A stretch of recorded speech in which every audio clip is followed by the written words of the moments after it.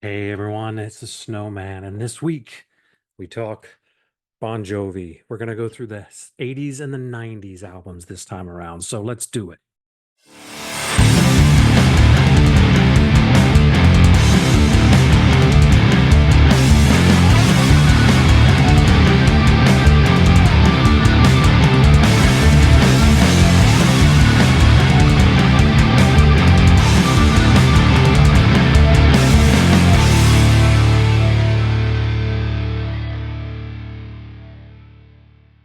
Hey everyone, it's the Snowman with TooLoudTooOldMusic.com. Welcome back to the collection.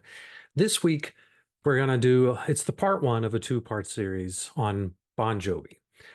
Over on the website at TooLoudTooOldMusic.com, I have been doing a Bon Jovi collection series. So we've been going through everything in my collection. It started back on July 4th, 2003, and it's going to wrap up about September 23rd of 2024. So it's taken me a long time, and I've done one a week. So there's about 60 or so pieces that I've done. So I figured to celebrate the end of the series on the website, we would do a series here on the vinyl. And we're going to break it up into two parts. We're going to start off with the 80s and the 90s for part one. And then part two, we're going to do everything in the 2000s because there's enough to split it into two, I think. And it'll be good that way. So I'm really excited. So we're going to get started. And of course, we'll get started with the debut album. Um, Bon Jovi, John Bon Jovi started and got a record deal really early on before there was this band. He was constantly working over at the Power Station record studio with, I want to say it is his uncle, if I'm not mistaken, that was running things over there. And so John was always there a lot, recording on the side and stuff. But he finally got a little record deal, just him. So he had to put a band together, and he was able to do that. And they were able to finish the first album. And he was able to bring in Tico Torres on drums, David Bryan on keyboards, Alec John Such on bass, and Richie Sambora on guitar. One time, Dave Sabo, or the Snake from Skid Row, John had reached out to him, but he was never really in the band. And then a cool connection early on in John's career was Aldo Nova, helped out with, I think, some of the demos and things like that.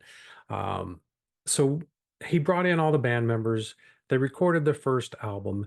And then it was if I'm not mistaken, it was January 24th, 1982. We get the debut album, Bon Jovi. And it's just him on the front cover because it is his band. I still love it. It's got the hype sticker over here, and even still got one of the sales stickers on that. And on the back is the rest of the guys in those atrocious 80s outfits. Uh, it's just black vinyl, but on one side of the insert, we do have a good picture of the band. Man, are they young. It's crazy how young they look. Um, and then there's the stuff. So, like I said, black vinyl, it's Mercury label, um, and that's my original copy of. I don't know if it's an original pressing, but it's an early pressing for sure. I also have a sealed copy, and these are the reissues. And because I went out, I was missing several of the on vinyl, so I bought the box set that had everything in there. Mine's this is in rough shape, but I got a good deal. Everything was still sealed though inside the vinyls. The box wasn't. The box has a lot of shelf wear, but it was cool to get this because, as you can see, nope, I have a. The backs are a little bit different, but this is the new pressing, still sealed, no hype sticker, and everything. Uh, but the debut album was really awesome.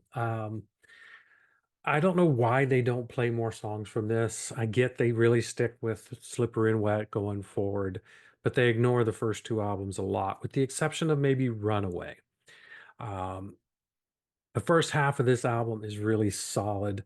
You had Runaway, Roulette, She Don't Know Me, Shot Through the Heart, Love Lies. In the back half, you had Breakout, Burning for Love, Come Back and Get Ready.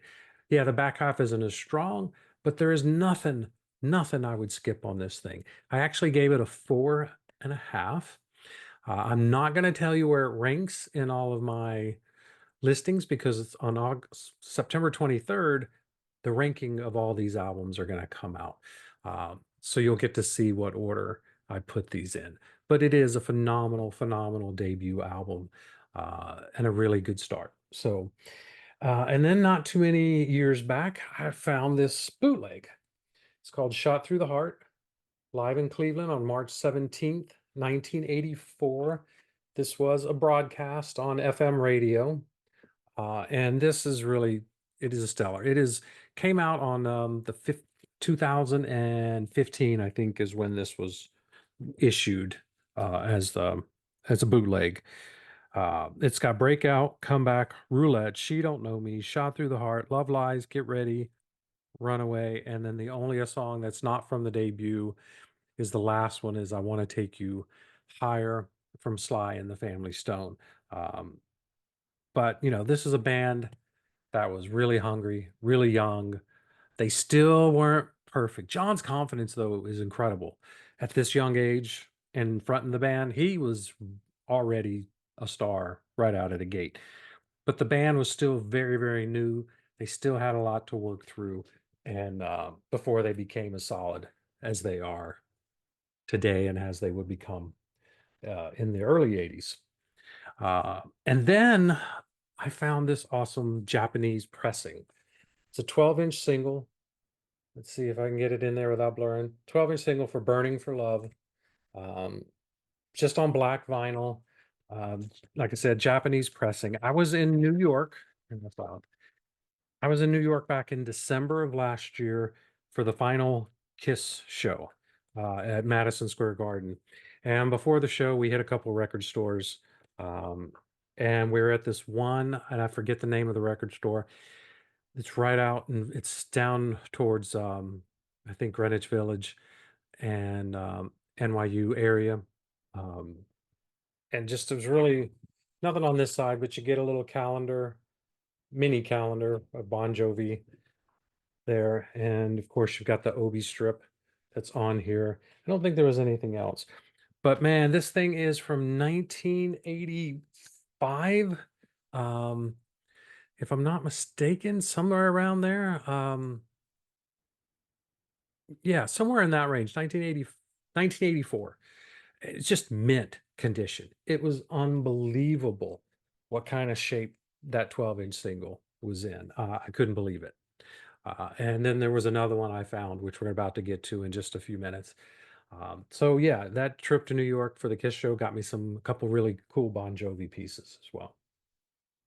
All right, so now we're gonna jump to the band's second album. This one, I remember when this one came out. Actually, I ran out and I got this album pretty quick because I got into Bon Jovi from the get-go. MTV played Runaway all the time. I really liked David's keyboards and everything. So I was really into the band from the very beginning. One of the few bands I could, that I pretty much started at that point. So this one came out, was 7,800 degrees Fahrenheit. Still got the hype sticker on here as well. Um, and then here's the back. They've definitely grown up a little bit since the first album. The hair's gotten a little bit bigger. Uh, and it's a fantastic album. I love this album. There are some issues with it. I don't really care for the very last two songs, To the Fire and Sweet Secret Dreams. Not my favorite tracks. But there is an issue with the sound. It is a little dull sometimes, a little lifeless. The production is not that good. Um, and David, it was mixed. Lance Quinn was the producer. Don't know who that is. Sorry. He's probably done some stuff. I just don't know the name. Um, but it was a young band. But the songs, though, the songs are really great. You had In and Out of Love, Price of Love, Only the Lonely, King of the Mountain, and Silent Night. First half of the album, sensational. Um, then you get to Tokyo Road. Love Tokyo Road. Great song. Hardest Part of the Night, and then Always Run to You. Just solid 8 tracks. But those last two, though, just kind of didn't to me. So if it wasn't for the sound, I'd probably had scored this a lot higher. But I think I gave it a 3.5 out of 5. So really, really good album. The insert, I still have the insert for it with a lot of great pictures and that. The band itself, again, Mercury black label or black vinyl. Nothing really extra special on that one. And then this is my sealed copy that was in the box set. Uh, no difference from the other one. Um, and then several years back, I found, I think I was at a record show here in Charlotte, and I found this 12-inch single for Red Hot and Two Parts Live. Um, Backside, but it's really cheap. I mean, it's really rubbery kind of feeling, but it has In and Out of Love live from October 14th of 1985, if I'm not somewhere around there. I can never remember everything. Um, but yeah, so and it's got Hardest Part is the Night, the 7-inch version, and then Tokyo Road live. And it came on this really pretty um, translucent red vinyl. So yes, another cool piece that I was able to get one day when I was out digging. I love coming across that stuff. All right, so now we're on, what is it, 1985, and we get to the album that broke the band. It was Slippery When Wet. All I have here is the regular cover. This is just a plastic bag that they got wet and wrote in the name, because the original cover was banned, and I will show you something related to that in just a little bit. I still have the insert here.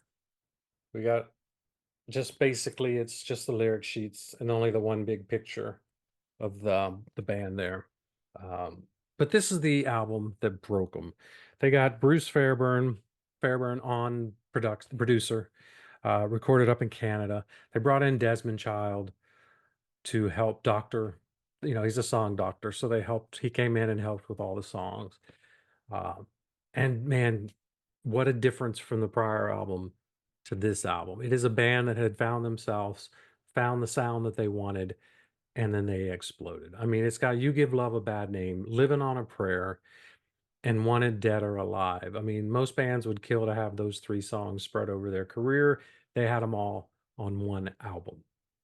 Now, I don't think everything on here is perfect. I hate the song Social Disease, but outside of that, it's not a bad album. I gave it a 4.5 out of 5. It's, it's a classic album. It broke them. They sold millions.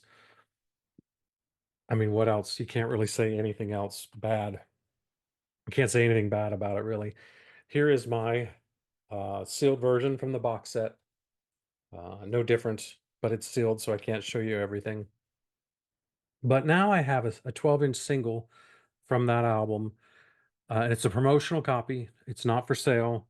Um, and it has the original cover that was supposed to be on the Slippery and Wet album. I'm gonna say it, but this is a much better album cover than the trash bag with Slippery and Wet written on it.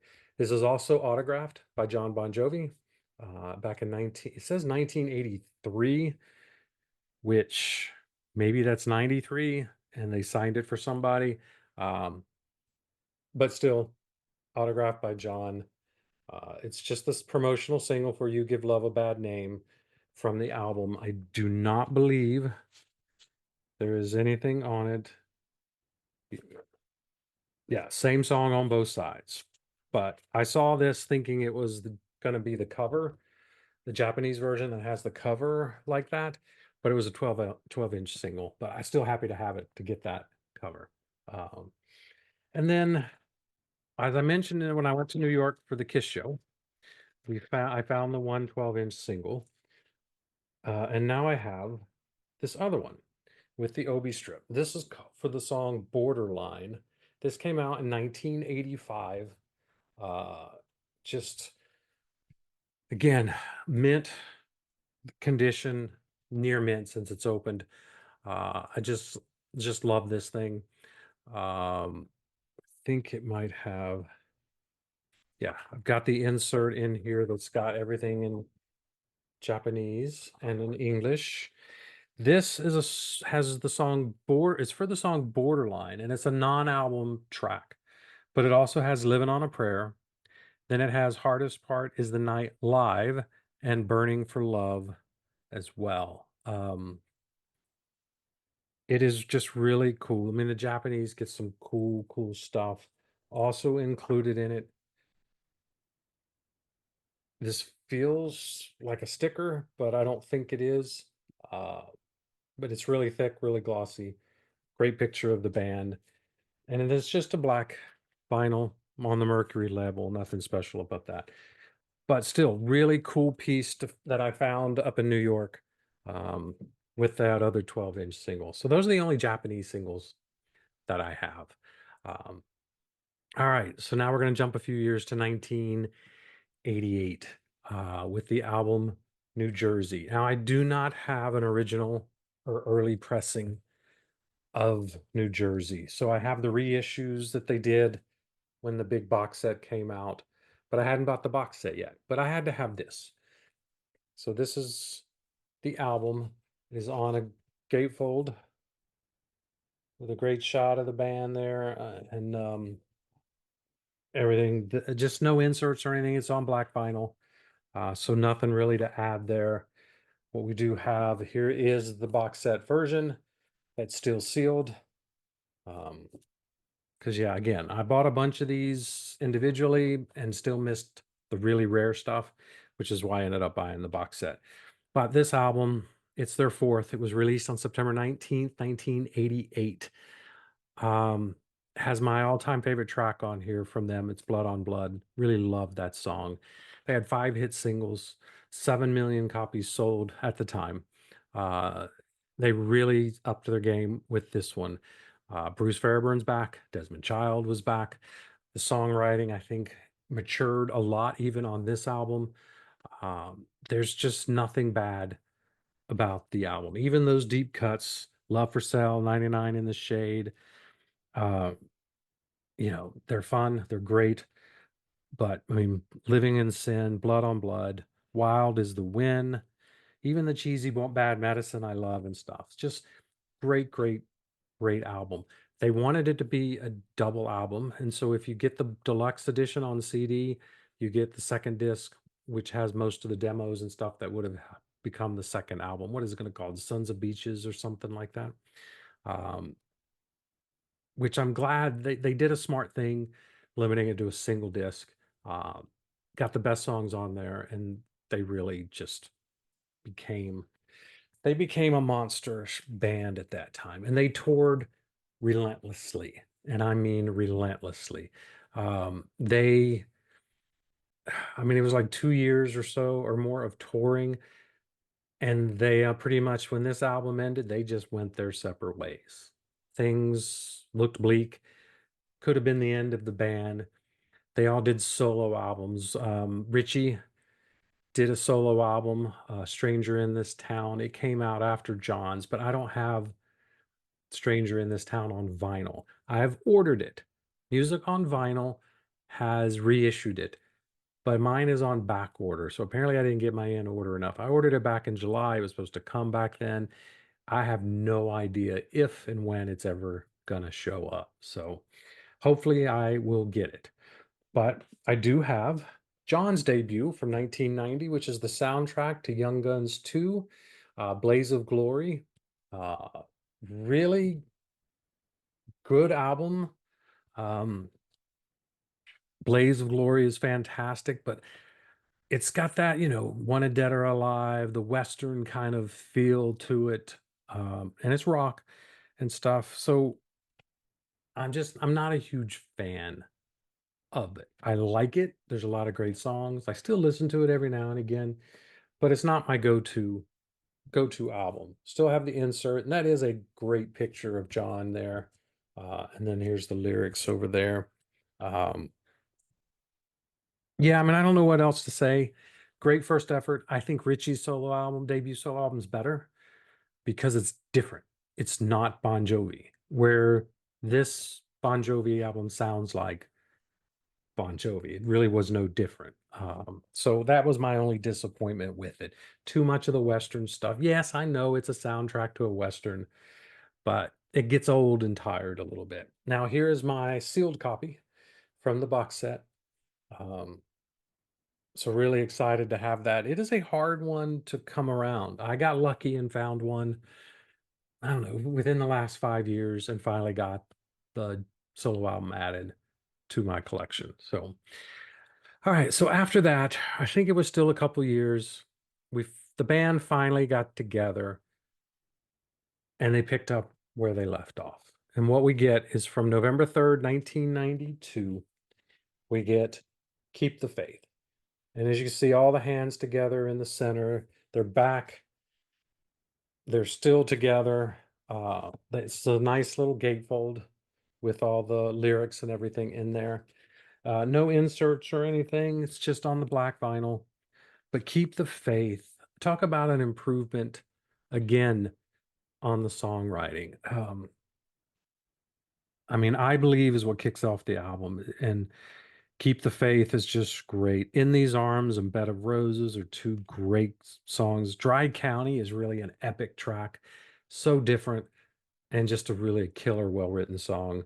Um, I don't know. This is just another one of mine. I gave this one a 4. I think the only song I would probably I get tired of is Fear, but outside of that, there's really nothing, you know, so no negatives about it. And at a time when grunge was starting to take over, I mean, it is a darker album for the band, uh, but they didn't go grunge. They stayed true to who they were, and they were still successful despite a lot of the bands from the 80s were getting wiped off the mat at that time. All right, so now here is my box set version, still sealed, because don't need to open it. I have the other one. So great clean copy there. So after that, we ended up getting a greatest hits album. We get Crossroads. Um, Again, just John on the back. Yeah, I know my thing's starting to tear, as you can see right here. Um, which is why I still keep it in a thing. So this has two new songs. Is it Someday I'll Be Saturday Night and where is it? And it's got Living on a Prayer. I thought there was others. Um, but here's the insert. Good band, good picture of that. It is just on, oh, it is on red vinyl. I forgot about that. Um, and then we have the second one, and it is also on red. It is a 2 LP set. Really great. I mean, it's got the hits. I mean, if you're just looking for the hits and you just want those early years, then Crossroads is what you want. They've got another, they're finally issuing their other greatest hits album that came out in the early 2000s. They're finally issuing that on vinyl. I hope to have it by Friday and we'll then use it for part 2 when we go through that. So, spoiler alert. All right, then after the greatest hits, 1995 rolls around, and their sixth studio album is These Days. It came out on June 27th, 1995. I gave this one a 4 as well. It's 2 disc, just black vinyl. Um, Lyrics, and then another great picture of the band. Alex, of course, is gone at this point, and it's just the 4 guys. I love this album from the opening track, Hey God, all the way to Bitter Wine at the end. This has the bonus tracks on here too, the deluxe version. So, but Lie to Me is great. These Days is awesome. My Guitar Lies Bleeding in My Arms is incredible. Something to Believe in is another one of my all-time favorite Bon Jovi songs. This in 1995, I was not into grunge at all, and grunge was starting to die out, I think. This was a saving grace of having something from a band, one of my favorite bands. Just incredible, incredible stuff. All right, here is my box set version. Uh, Steel sealed, of course. And that is the last Bon Jovi studio album we have, but it's not the last Bon Jovi album that we have for the 90s. They both, Richie and John, put out solo albums again. And John's came out first, if I'm not mistaken. Um, it was let's see, sometime in 97. I think June 16th, 1997, we get Destination Anywhere. And this is the deluxe version. It's got some bonus tracks on it. I want to say it's Cold Hard Heart and Little City are the two bonus tracks. Um, this is a very, very different. Now, this is the type of solo album I wanted John for this first one. This is a very British pop sounding album. Uh, Midnight in Chelsea, he's very British. Queens of New Orleans, Staring at the Window with a Suitcase in My Hand, It's Just Me, Destination Anywhere. August 7th, 4:15 is fantastic. But this is the type of solo album I wanted from John because it's didn't sound like Bon Jovi, but it sounded like John. It just didn't sound like Bon Jovi. It had a major British pop influence to it.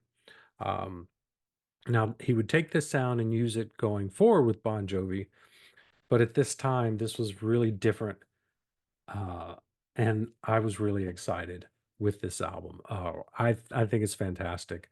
Um, I gave this one what did I gave this as 4 as well. It's just that good. Um, Ugly is one of my favorite tracks on here. There's a lot of really good tracks, and I don't know why I still have this sealed, but I do. I have this CD, so I listen to that one more so. And then the final album of the 90s is Richie Sambora's Undiscovered Soul. Um, I think this one is almost as good as his debut.